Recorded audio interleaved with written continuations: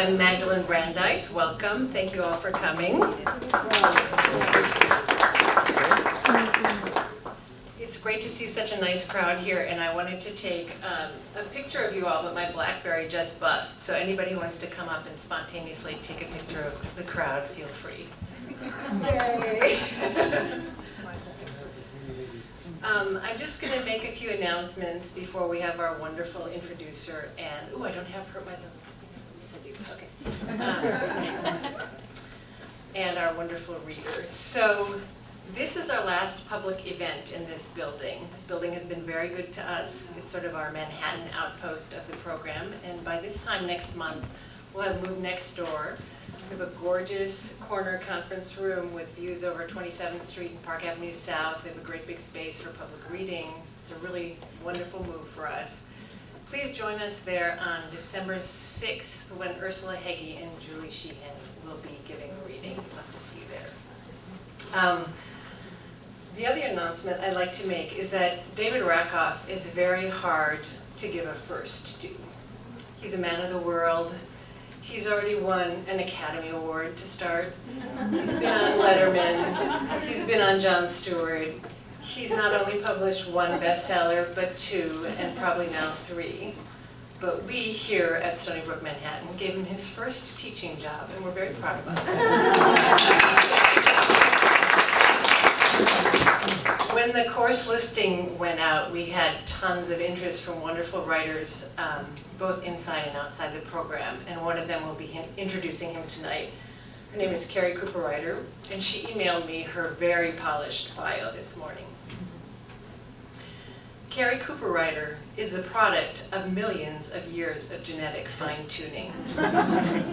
She has written thousands of inscriptions on special occasion cakes and is currently employed as a professional thank you note writer. Cooperider lives in Staten Island but works in Manhattan, where the demand for gratitude is much, much higher. I added an extra much, sorry. Please welcome Carrie Cooperider.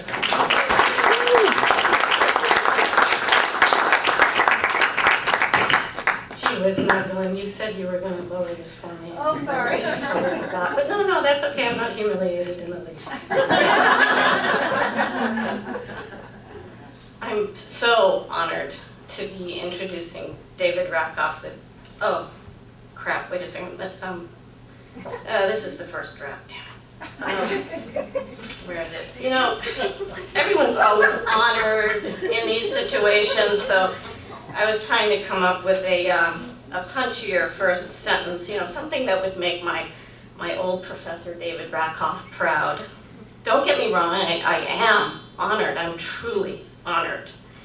But I wanted to find a synonym for honored that wouldn't sound quite so shop-worn. You know, I knew I'd be in a room full of writers, you know. So anyway, here we go, here it is, the final draft, Lucky 47. I'm so terrified to be introducing David Rakoff this evening. Speaking in public seems like a fine idea when the event is still weeks away.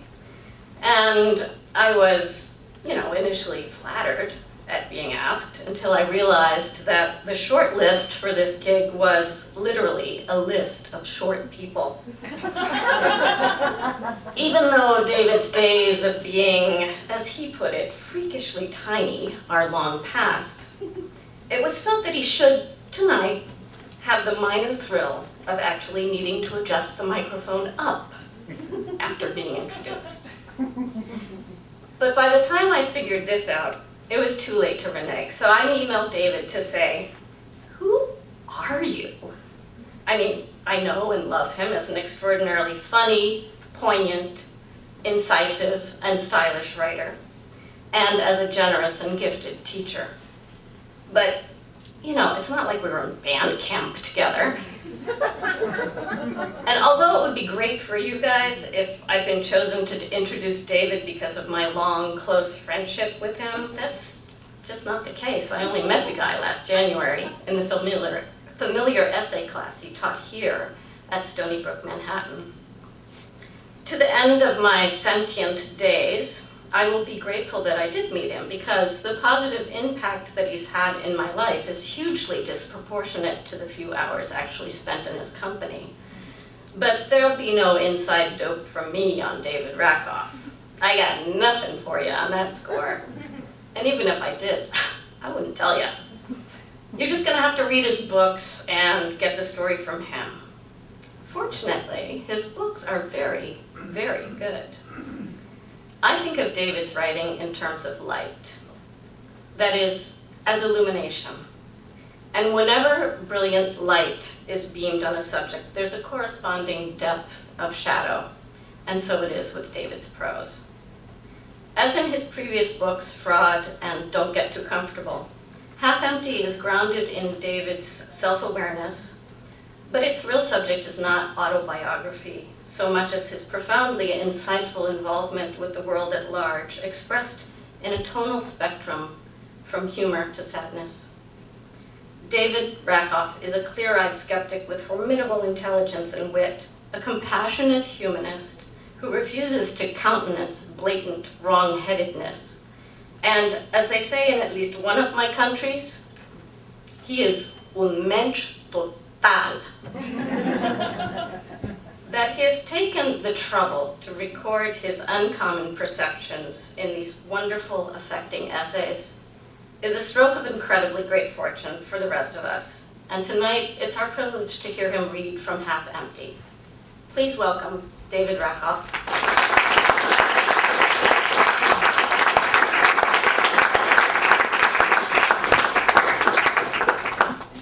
Thank you very much. I know, and then I'm sitting down. I'm sorry. Thank you very much, and thank you all very much for coming.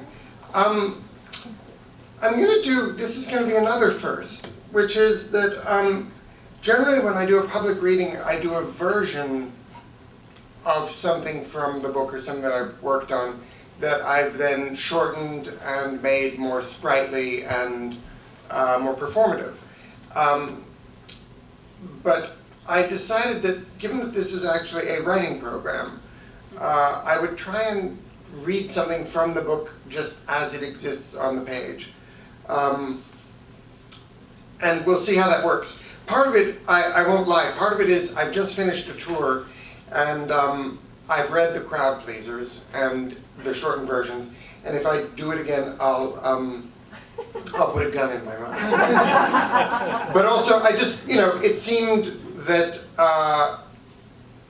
the performative aspect and the writing as it exists on the page, they're cousins, but they're not the same thing. And I sort of thought, as I said, this is a writing program, let's see if this will work. So now I'm actually literally looking at the table of contents to see if there's something.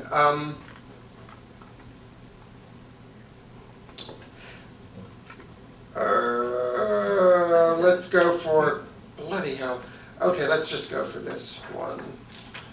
I'm wondering whether to go for, false epiphany or let's try this one.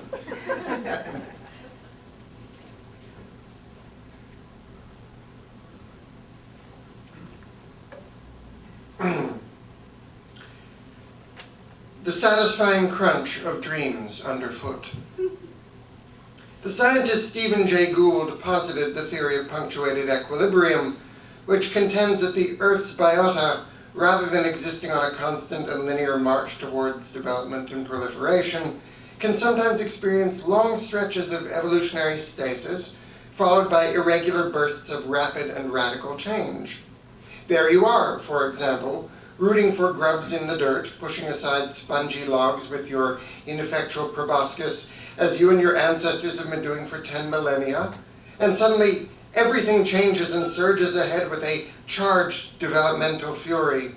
The same time the next year, you're picking up fat and nutritious larvae between your highly dexterous forefinger and opposable thumb, all the while thinking, once I've developed agriculture, I'll dredge these in a little cornmeal and cook them over that fire I just invented.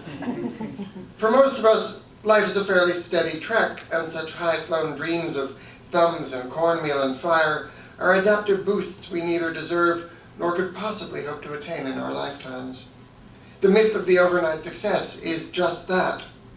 Only once did I find myself at the center of an evolutionary fluke of such gargantuan proportion as to confound even a genius like Stephen Jay Gould. One day a grunt in publishing, and the next ushered past the velvet rope into a whole new life. Allow us to help you down from that tree, Mr. Rakoff. We hope you enjoy your new upright posture, Mr. Rakoff. How about a bigger brain case, Mr. Rakoff? In such an exclusive world, it was a testament to the top drawer quality of both that the jumbo shrimp and the baby lamb chops should be the same size. The strawberries were as big as a newborn's head, and the muffins appeared to have been baked in thimbles. Whole carrots were as slender as golf pencils, and the water came in tiny glass bottles more traditionally used to hold ampoules of morphine. It was a Lewis Carroll buffet, the scale of everything either amplified or diminished to signify privilege. Nothing more so than the fact that no one was eating, not even me. Not because I was blasé. I am never blasé about food, especially not free food. I was not eating because I was nervous, standing in that small chandeliered room about to sit down for a read-through of the screenplay for a movie that was to begin shooting, a movie in which I had been cast. I just want to see how long this is. Okay. It was 1995 and I was still working full-time as a propagandist and in-house writer in the book trade. I wrote press releases and the occasional remarks for the publisher. I amused myself by peppering his speeches with ever-nellier references from my own life. It began subtly, but if my stealth campaign proved successful, by the end of the year, this married father of children would be welcoming the sales reps with breathless references to watching La Strada while smoking and crying in the balcony of the Paris cinema. It was an easy job and nobody bothered me. It afforded me a paycheck, health insurance, an office and its attendant supply. Oh, glorious Post-its.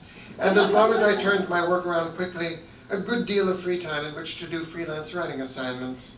I also very occasionally got to act in the odd downtown production with friends. The casting director of the film saw me in one of them, called me in for an audition, and I got the part. It was a big movie. A gynocentric comedy predicated on the scenario where men are cheating bastards and middle-aged women the goddesses who best them while cementing their sisterhood with Motown-scored makeover montages, vengeful shopping sprees, warmed-over Lucy and Ethel hijinks, and random humiliation visited upon the women who are younger and therefore, by definition, stupid whores. It was based upon a novel by an author published by my employer, coincidentally, about whom more later, except to say that we were friendly at one time, but she might just be the only person in my entire life about whom I've said something purposely, gratuitously injurious, and deeply unkind. I was one of the few people in the room who was not known. There were 3 iconic female stars, a supporting cast of respected actors, and a fearsome producer with a talent for hits and a reputation as the devil incarnate. Not a room in which to be seen eating. My presence there would have been the classic Cinderella story if, instead of being delivered from her grimy scullery to a carefree life of the palace, our dainty-footed heroine was a 30-something guy who left his evil stepsisters to go off and play a mincing fairy interior decorator. The step-and-fetch-it aspects of my part extended beyond the merely sexual to the ethnic. My part was that of an ersatz food court Latin of indeterminate national origin. Even his name, Duarto, does not exist in Italian, Spanish, or Portuguese, a testament to the deep research for which our author was known. Snippy ectomorphs like Duarto have been a staple of the movies since the early talkies. You have seen us, I am sure. Generally, we are slim. Our hair is often brilliantined and pasted down like a phonograph record molded directly to the skull. We've been known to sport the occasional eyebrow pencil mustache. Our jobs tend toward the mildly creative yet powerless. Tango instructor, wedding consultant, Hayes office-approved neutered gigolo. Also, traditionally, we exhibit 2 modes of behavior, both of them manifestations of displeasure. There is our comically outraged ethnic or sexual pride, the former eliciting from us a fiery Chiquita banana, "You insult my country," which, as we have established, with a name like Duarto does not actually exist, and is therefore not really insultable. and the latter a dubiously macho defense of the molested honor of our woman, our own interest in whom would have to increase tenfold to reach the level of repelled. The far more common state of a Duarto, however, is one of peevish boredom and affronted aesthetic. Dios mío, where did you get that agonizing side table? This makes us speak in a kind of enervated drawl that broadcasts to all the world that we would much rather be anywhere else but here, preferably somewhere holding a teacup poodle while being the willing recipient of vigorous anal sex. And all of it with an accent. I based mine upon that of a fellow with whom I went to college. It was 1982, and as best as I can remember, he majored in Peppermint Lounge with a minor in Pyramid Club. If you asked him where he was from, he responded with, "I am from Europe." "Okay, fuck you, Venezuela." Which wasn't even true, he was Israeli. The screenplay reading goes well. In addition to Duarto, I am pinch hitting for 3 small parts. People are extremely nice to me. I make Diane Keaton giggle at one point. Bette Midler and I talk about her daughter's school. Sarah Jessica Parker and Victor Garber and J. Smith Cameron take me out for a post-traumatic drink at the Waldorf Bar, and I walk home through the rain, tipsy and thrilled. I had been granted admittance into a club I had no right to be in. Somehow, despite my lack of formal training and my decidedly slim and exclusively off-Broadway resume, the dues I'd paid in other realms, a bout of illness here, years logged in a day job I didn't enjoy there, can you imagine such suffering, could be converted somehow and cashed in for a flight to this new and coveted realm. This role would lead to others, and I would never have to go back to the publishing house. Certainly the folks on the movie made me think so. The director took me out for a drink one evening, and like new lovers who endlessly narrate the thoroughly unremarkable details of their early meeting that happened just 3 weeks prior, he and I fondly recapitulated the out-of-nowhere story of my being cast. My part was at best a cameo, and they made me feel like the lead. I was drunk on potential fame. For the next few weeks, I led a double life that was cinematic itself, spending my days at the office, but dashing off during lunch hours and evenings after work for rehearsals, makeup and hair tests, wardrobe appointments, where I was outfitted in a pair of trousers so tight that it would not be until years later when I had a hemorrhoidal ligation that I would experience such constriction again. When principal photography finally began, I cashed in all of my vacation days, thinking as I left the office, I'll be back to clean out my desk. Assholes. My first day of shooting was out in Queens. I was given a trailer, well, a slice of a trailer, the union required minimum of space, called a honey wagon, which I would later find out is the term they use for those trucks that suck human waste out of septic tanks, which I would also find out isn't that odd a coincidence. We were filming a scene between Bette Midler and myself set in my decorator's atelier. Duarto seemed to favor a maximalist aesthetic of paisley throws on overstuffed furniture, embroidered pillows, fat silk tassels, and garden urns. Bette Midler was bookish and friendly to the extent she felt comfortable being. We got along fine. That's not meant to damn her with faint praise, quite the opposite. It's very strange to be around the visually famous. It must be tremendously difficult for those whose very faces make up an integral part of the landscape. Everyone wants something from them, even those people who would deny it or don't know it themselves. Usually it's nothing more than to be seen by the celebrity. You're always conscious of where they are in the room. I once watched Jacqueline Onassis wait for an elevator, and the heightened performance of casualness of everyone around her paying her no notice had about as much in common with ignoring someone as a Father's Day department store window resembles an actual barbecue. I had no illusions that what was for me a peak experience was for Ms. Midler just another day, and likely one she would never remember if I could manage to get through it without vomiting on myself in public, which, it turns out, there is more than one way of doing.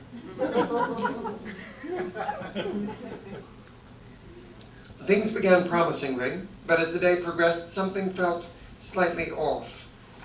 I was not used to camera acting, and I was unprepared for just how different it felt from being on stage. The lack of sequence, the fragmentation, the waiting around, the crew standing so close. and the equipment hovering just overhead. I became afraid to move, and I lost my concentration. I fumbled, and it all started to look incredibly forced. It only got worse. It was like poorly following a pattern for a shirt or a set of plans for a building. I was making small errors that somehow compounded themselves so that by midway through the process, I had created a misshapen garment with 3 sleeves, a house with no door. Apparently I was the only one who thought so. The director seemed pleased, going so far as to tell me at lunch, "I think you have a future in film." I received similarly kind words from the horde of producers milling about, a cadre of young men on whom I had never clapped eyes before that day. We finished up, I returned to my trailer, I peeled off my tight pants. I almost passed out as half of my blood supply rushed precipitously away from my heart and brain down into my legs. I changed back into my street clothes and stood on the curb outside the honey wagon waiting for the van back to Manhattan. Bette Midler's car drove up and stopped about 8 feet away. I could see her in the back seat, studying the next day's script. The limo was long enough that her reading lamp did not disturb the driver. Her hair was wound up in a post-Nefertiti contraption, rising from her head like a soft bongo drum. She'll see me standing here, I thought. She'll tell her driver to open the door and I'll get in, and we'll ride back to Manhattan, chuckling ruefully all the way about this crazy business. We will return to her rambling apartment. It'll be the maid's night off, and we'll eat leftovers from the icebox, cold chicken and pie, milk from a glass bottle. Then I'll say, thinking out loud more than anything else, I'll say, if only we could turn this into an all-singing, all-dancing musical picture. That's a marvelous idea, she'll exclaim. Then we'll stay up the whole night at the piano, working out a terrific bunch of sacco numbers, catchy songs, and snappy dance routines. But the divine Miss M never glances my way, and her car drives off. You know that old principle that says that wishing will not make it so, but stating your worst fears just might? Okay, it's not an old principle, I made it up myself, but only through direct and repeated observational proof. I've seen more times than I can discount where the verbalized worry that a spouse has had an affair was precisely both catalyst and fuel that resulted in the infidelity. The pile of rags, can of oil, match, and ready supply of pure oxygen, all in one. In my own life, I've scotched countless encounters by being far too vocal with my anxiety. I can't help myself.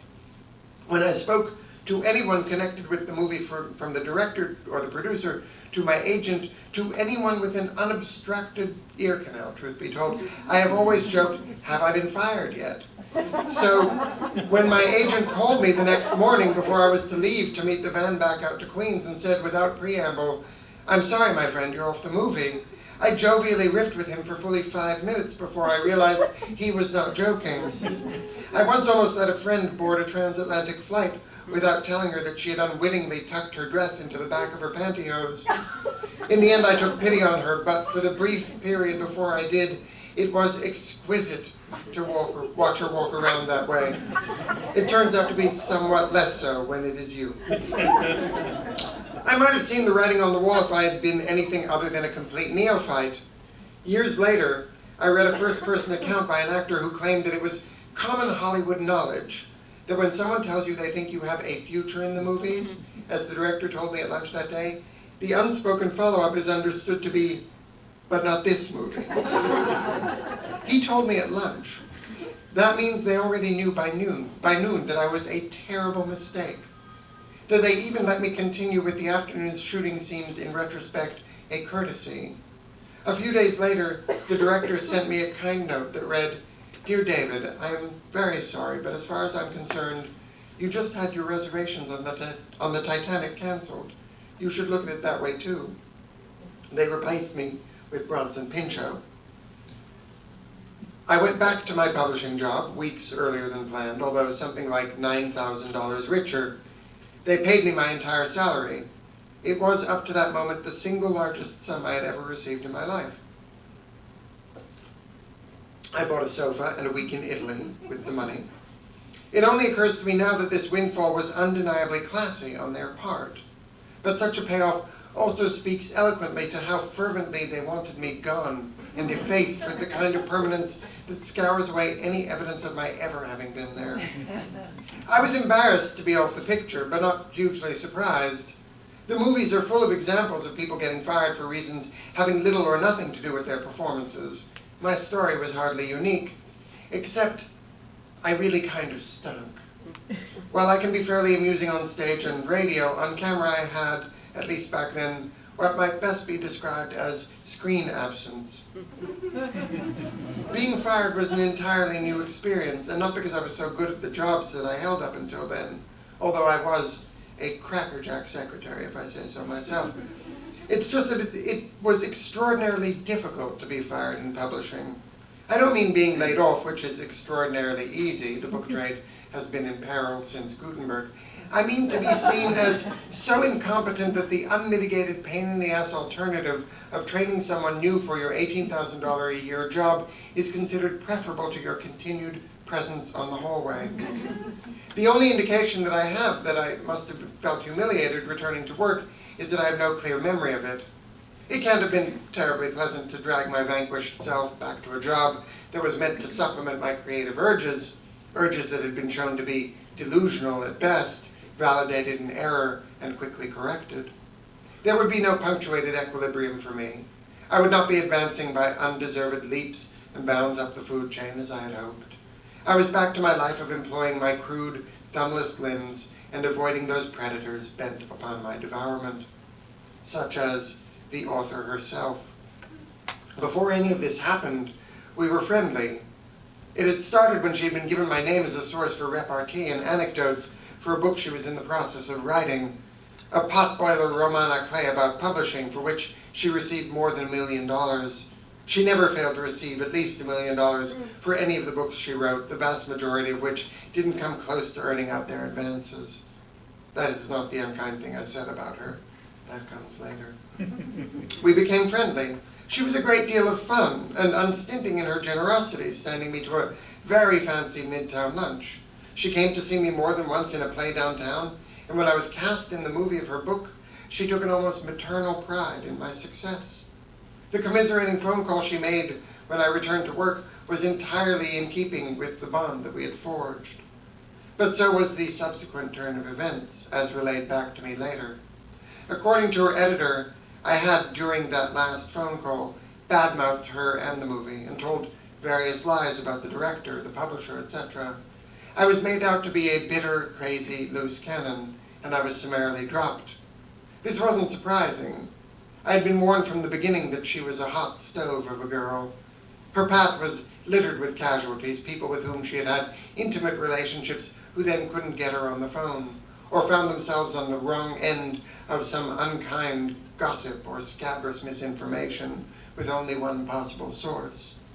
When things invariably and inevitably soured between her and her editor, for example, she reportedly sent him a bag of candy hearts, each one of which she had violently defaced with an alternate, vitriolic, and decidedly unlovey-dovey message. I had gotten off easy. Until came the day not long thereafter when we had to promote her characteristically terrible book. This, too, is not the unkind thing. Someone had the bright idea, since this was a novel about a character finding fame and fortune as a writer, that in a vain attempt at generating publicity for this book that no one cared about, and as a sop to her huge, unwarranted vanity, nor was that, we would have a literary contest in her name, calling for submissions of first novels, and we would publish the best one.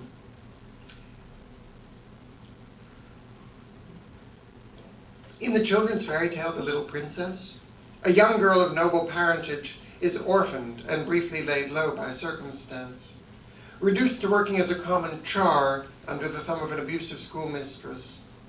When the girl's nobility is eventually discovered and she is to be restored to her life of silks and velvets, she turns to her best friend, another soot-covered menial who labored in the house next door and who was the only person in the world who showed the princess any kindness at all.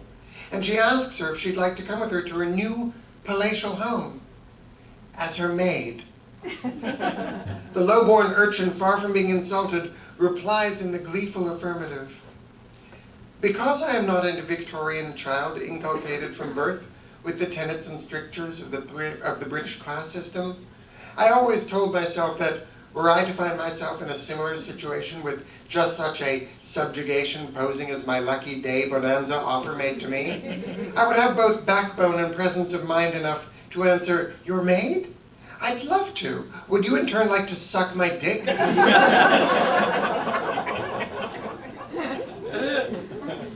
But when told that it would fall to me to administer the contest, read all the submissions and choose a winner, in essence take on what amounted to another full-time job on top of the one that I already had, and have to be back in touch with and somewhat in the employ of the author in whose eyes I was not just box office poison, but toxic to life off-screen as well, my nerve failed me. I had no choice. I needed the job.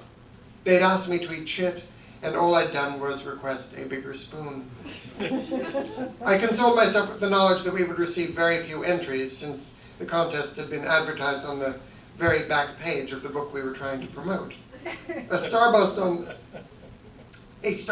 the cover announcing the sweepstakes, even printed within the first few pages, seemed clever enough, but a promotion meant to drum up sales where the enticement was printed on the last page, a page generally only reached at the end of having read the entire volume, namely after one had already purchased the book and was by definition no longer in need of any further incentives or blandishments, seemed akin to handing out entry forms for a Caribbean cruise on the deck of a ship already 3 days out to sea. But lo and behold, mere days later, I started to get submissions. A trickle at first. They soon arrived by the binful. Over the course of the next 3 months or so, I received manuscripts for some 2,000 first novels. I stacked them on a spare desk in my office. They covered its entire surface to a height of 3 feet, a daunting manila butte. The author came in to pose for a photograph for Publishers Weekly, seated among the piles of aspirants. Did I say aspirants twice? I hope not. That would be terrible. Seated among the piles of aspirants, she was the queen with her golden milk pail. She made a comically overwhelmed Terry Garr face, as if she had spent hours reading and had hours more still to go, which I hardly need to point out she hadn't and didn't.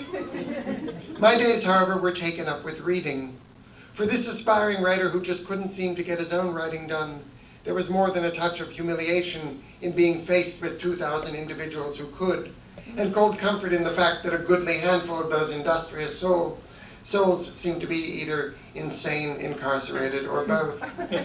I might have chuckled with superiority when I read the manuscript that began, "Hello, I was in the Ice Capades in 1947, and let me tell you, everyone thinks that Sonia Henney was such a sweetheart, but take it from me, she was one unholy bitch on skates." But I could not ignore the material rebuke that was the word-covered sheaf of pages thick in my hands. There was no way that I would make the contest deadline, so I pressed 3 co-workers into service, and we spent a few lunch hours a week going through the submissions. Particularly lurid or whacked-out passages cried out to be read and chuckled over. But this was pretty much a busman's holiday for all of us. Publishing begins and ends with the reading of manuscripts. For the most part, we ate our sandwiches and worked silently, all the while, of course, vigilantly on Devereaux watch. For mysterious reasons, possibly having to do with schlock, auteur, Aaron spelling, in amateur writing, Devereaux is the default name for either the president, a ne'er-do-well scion of a powerful clan, an iron-willed, jewel-encrusted dowager, or the family manse whose stately facade conceals many dark secrets. There was no prize for winning the Devereaux watch, coming upon the first, and by no means only, appearance of the name on any given day. Reading was its own reward, and finding it never took longer than 7 minutes. Ha ha! Aren't the doomed aspirations of others funny? Their pitiful lack of conversancy with this murky yet dreamed of industry, a scream. Why, if I wanted to, I could just have walked my own manuscript downstairs to one of the editors. Where was my manuscript, you asked? Fuck you. When I wasn't awash in self-pity, I was as brittle and glittering and heartless as a shard of glass. Until the day I opened one of the submissions to read an epigraph of the poem that ends with the plea, "I have spread my dreams under your feet. Tread softly because you tread on my dreams." That shut me up but good, albeit for all of 5 minutes. William Butler Yeats might have had truth and beauty, but they were no match for my thwarted grandiosity. I had stepped off the career track, opting not to become an editor so that I might concentrate on my writing, of which I had produced a scant and laughable amount, nor had I managed to make a go at acting, my other dilettantish pursuit. My contingency plans for a creative life were, one by one, failing to pan out, with nothing but a future of highly unromantic rent-paying ahead of me. If I had to eat so much failure, then by God, I was sure that I was going to mete some out too. We settled on 4 finalists, all of them very good, all eminently publishable. The first was an autobiographical novel of an Irish Catholic childhood destroyed by alcoholism in Greenwich Village in the 1930s. There was a terrific book set in the 19th century in the Five Points neighborhood, written years before the movie Gangs of New York came out. There was an extremely dark comic story of an obese man who finally snaps and goes on a killing spree that sparks a social revolution of fat people demanding fair treatment. And The Winner, which was an assured and beautiful book about a family of Jewish refugees in the 1920s who moved to South America. It was page after page of lovely writing, full of heat and Yiddish-inflected magic realism, an achievement of craft and virtuosity. Worlds better than anything the person for whom this contest had been set up could ever have written, even if she had taken a bottle of smart pills and was hooked up to an IV where she was getting hourly transfusions of liquid talent.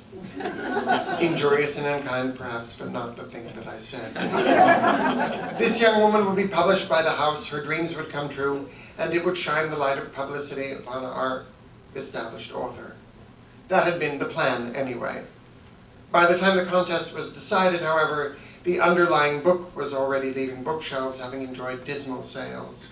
There were no embers of interest left for the contest to fan into flame. The Winner was published, but with little promotion and even less advertising. She was disappeared by this apathy, as unknown as if she'd never published a book at all. The entire enterprise was ill-conceived, and was by the end of it a desperate and resigned hookup in a bar at closing time with the lights turned up bright, exhausted, flailing, and tinged with contempt from and for all involved. As for the other finalists, there would be no introductions to agents, no pictures in trade journals, no punctuated equilibrium of any sort. I was left to my own devices as to how to handle what was now officially a problem for the higher up, and they wanted it taken care of. I walked over to Sam Flack's and bought 3 ready-made frames with glass, along with some oversized certificate-looking paper. I found some fancy gold foil stickers in my craft drawer, and using elaborate font, I marked up an official citation. I mailed them off, feeling incredibly shabby about the whole thing. Then again, who am I to say what nourishes or starves a dream? When I called the fellow who'd written the 5 Points novel to make sure that the plaque had arrived, his wife told me that the validation of being a finalist had lifted him out of a years-long funk, and he was writing again. I would never know, she told me, what a gift that was.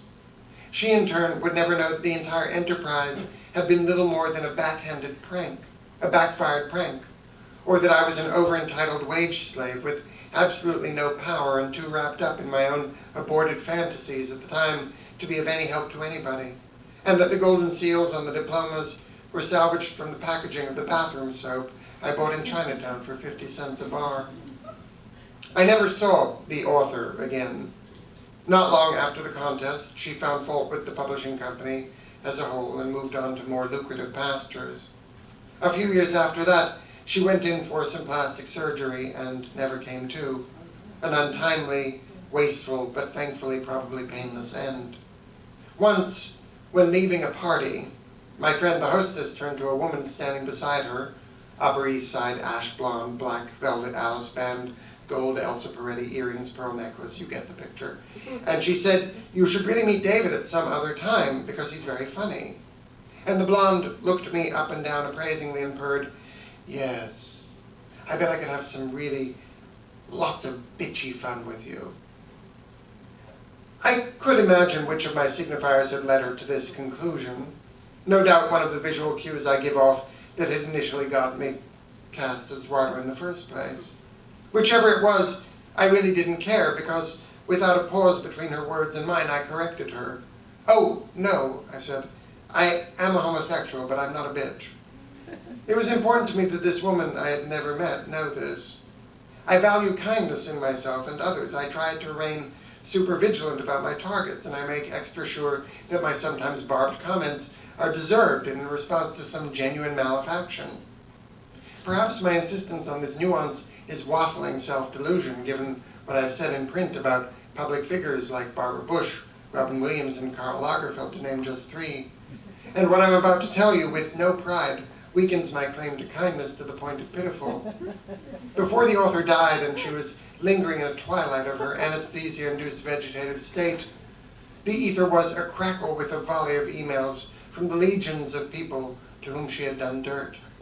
All of us whose kindness she had repaid with cruelty could speak of nothing else.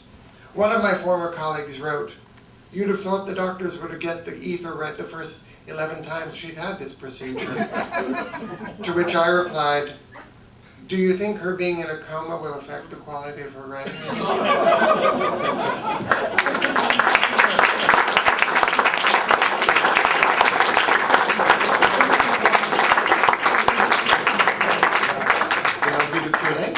How does it work?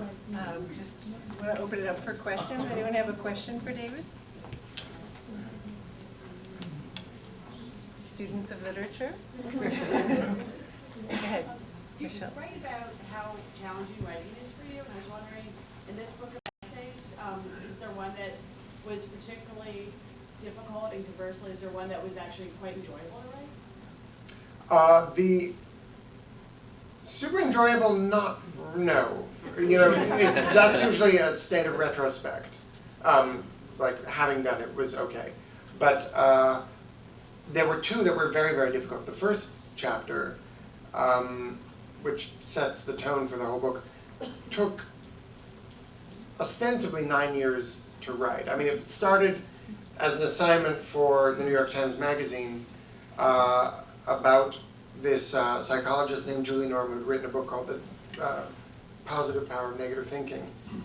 And it was about this anxiety management technique called defensive pessimism, whereby you envision your worst case scenario and you work through it detail by detail. And it was an incredibly hard piece for me to write because it incorporated a lot of science, and I also couldn't, she was saying things like you can be completely anxious but completely happy, and I couldn't tease that apart. It was just very difficult. And I procrastinated a lot. And then 9/11 happened, which was the worst case scenario that nobody really had anticipated. So I never wrote that piece, but it seemed that what she was saying about the abuse and irresponsibility of rampant optimism that then post 9/11 brought us to the brink of almost complete global annihilation seemed worth writing. But it took me about 9 years, and that was just a bear of a piece to write, because I was also trying to establish the arc, whatever it was, of the book. So that was hard. And there's and the passage in the essay about writing, in the essay Isn't It Romantic, where I talk about writing and how difficult it is, that passage, to articulate those few paragraphs, it might be 2 or 3 pages, that took months, just absolute months to get through. So yeah, it was a tough go, but you know, some parts were sprightly and fun, and you know, but usually it takes having gotten through to the end of something before I can get there. Yes. There's such a cohesiveness to what you just read, and the experience is almost like you're riding this horse and then you take these little detours, but you're still always going. And I was just wondering if you had, how you control the meandering. Do you have a theme that sort of, do you feel it when you go outside? Do you have to go back and restrain, or? Well, you know, you can meander on the page more than you can out loud or on the radio. The meandering, I have almost no conscious control over it. It's like catching a moving bus with my teeth. I mean, it's just so, and if I can do it and hang on, then that's fine. I have no capacity to articulate the formal considerations. I have no idea. I like to meander. I mean, that's the thing. I I like the tangents. I enjoy doing them, and and sometimes they have to be dialed back, and that takes another set of eyes. And I've been really lucky in my editors over the years, and they'll save me from myself in that way. But I like that meandering. I think it makes it more. It's like adding salt to a sweet recipe. You know, it just makes it a little richer, I think. Is there more nuance? You mentioned that you had been an editor. I was just wondering if what you found more enjoyable, the writing or the rewriting? What do I find more enjoyable? You mean? The coming up with the concept when you initially flow, you pour out onto the page, or going back and editing. And you mean my own work? I like rewriting because rewriting indicates the existence of a draft. You know what I mean? It means you're already partway there. Yeah, I like rewriting because it's also like the fever has been broken and now you're just going to make it better. Whereas the first draft is just a panicked, procrastinating rush to, and you know, it's just despair. And rewriting is fun-ish. Did you get a lot of grief for that in terms of making fun of a dead person who died under somewhat tragic circumstances? You know, because usually there's this gravitas, no matter how awful somebody might have been, everything is way. Well, I think enough time has passed. But I also think that I haven't gotten a lot of grief about it. I think I'm as critical, I would hope that I'm as critical of myself as I am of her. You know, it strikes me as being far more a piece about my own sense of entitlement and, you know, being that age and not having done the creative work, but wanting the, you know, the validation. So no, I haven't heard. I don't know. No one has stepped forward to be her champion. Did they with Barbara Bush ever? Barbara Bush, I said a thing about Barbara Bush when she had said the thing about not wanting to hear about body bags and deaths when the coffins weren't shown, you know, the Iraq War. And she said, "Why should I waste my beautiful mind?" Which is an appalling, evil thing. And I called her a stupid fucking cow. And not long thereafter was Hurricane Katrina, when she said the thing about the New Orleans residents who were being put up in the stadium, and she said something like, "Well, this is much better than any of them are used to." And she was then disappeared by we've never heard from her since. So, I mean, we literally have not. So I was, at most, with Barbara Bush, I was 6 months early. But that's it. You know, otherwise, no. So that's, yes. You talk in this piece about not realizing your fantasies about being an artist. What brought you across the threshold? Because were you recognizing it all? Eventually, it was a kind of panic. I was getting older, and I was very comfortable in my situation in the publishing company. I had a job that paid me, you know, something close to living wage. They didn't bother me. You know, I did have health insurance. And I was doing freelance writing, you know, here and there, and I would cash in vacation days and go and report a story and stuff. As those balances shifted, I realized that I really had to try and fail properly. You know, that I was very, very comfortable being the funny guy in the office. I had an audience, you know, it was all very nice. But I really felt that if I didn't try it properly at least once, I would regret it forever. And, you know, there are enough things that I regret forever. I didn't want that. I didn't want that to be one as well. So it's panic, fear, that outweighed the fear of the failure. So it was some, you know. Hi. Hi. So I think it's really scary to put like personal opinions out in the open, like you do, and I think you do it very well. But when you're doing something that's kind of of a controversial nature, do you have an audience that you're hoping for specifically, like, you know, a like-minded audience, or are you looking to be persuasive? No, I'm not looking to be persuasive. I don't think we're there culturally anymore. I don't think you can persuade anybody of anything.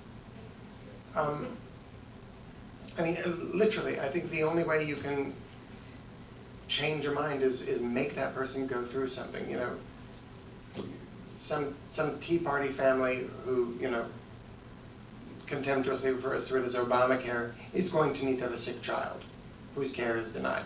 Otherwise, no amount of rhetoric, no matter how beautiful or artfully rendered, it's just not going to happen.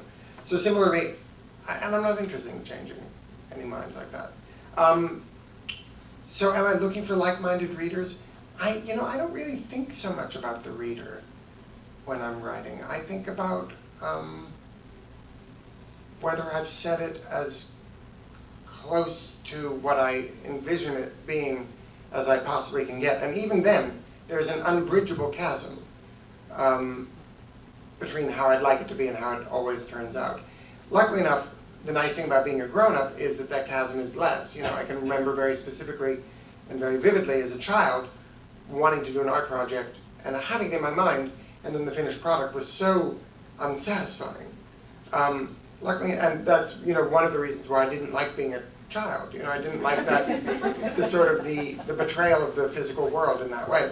So, so that's what I'm thinking about when I'm writing. I'm not really thinking about the reader. And once it's out of your hands, it's out of your hands. There's nothing you can do about how people are going to respond to it.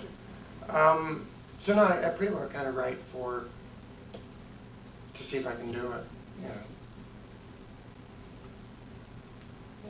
Can you tell us a little bit about your writing habit? Do you, wake up every morning and write, or do you stay away from it, or? Yeah, I procrastinate madly. It feels like I write for about a 10-minute stretch. Then I call her in the orange sweater.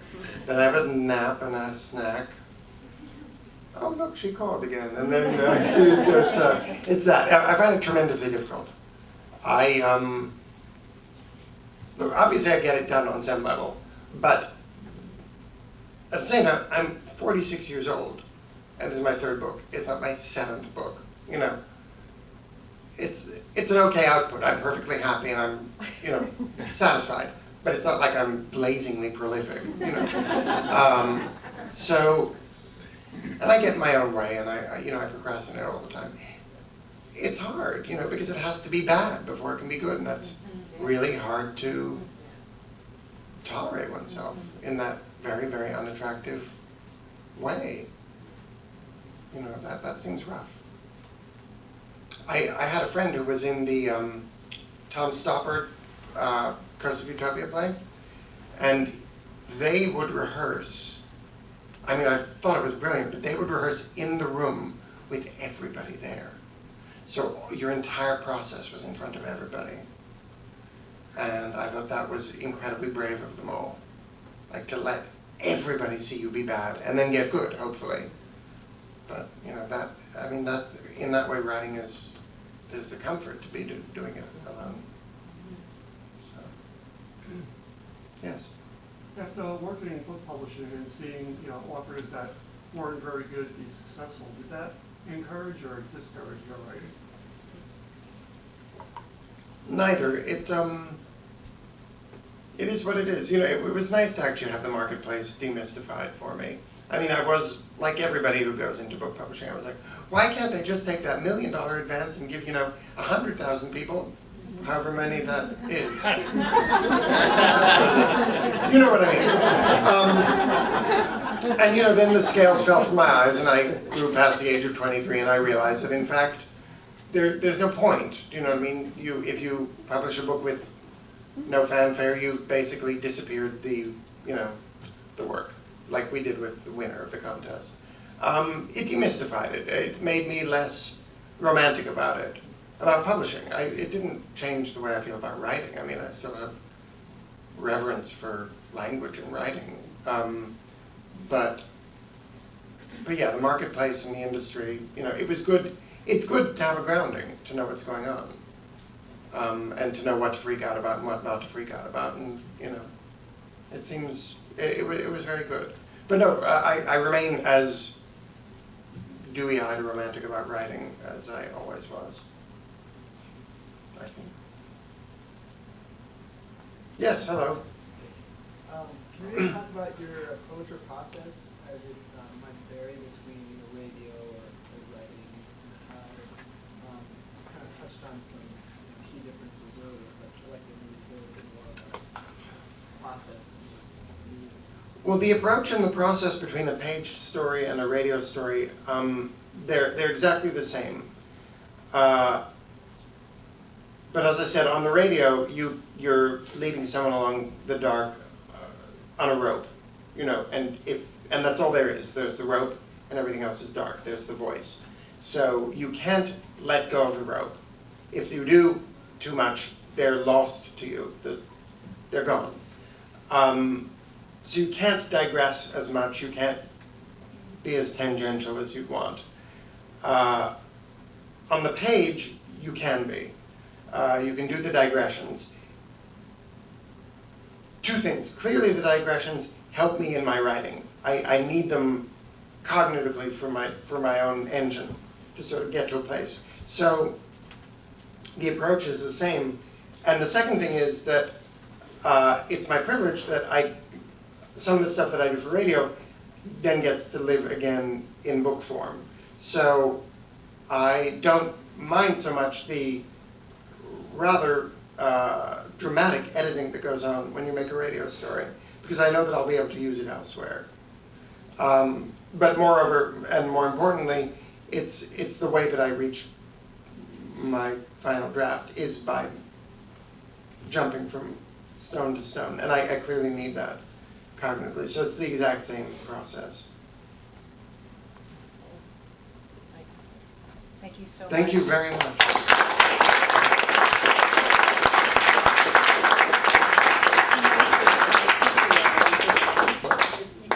What a great teacher you Oh, are, just well, from the Q&A. There's book signing right here and sales, and we have our famous cheese cubes in the other room. So thank you all for coming, and please enjoy yourself. Thank you very, very much.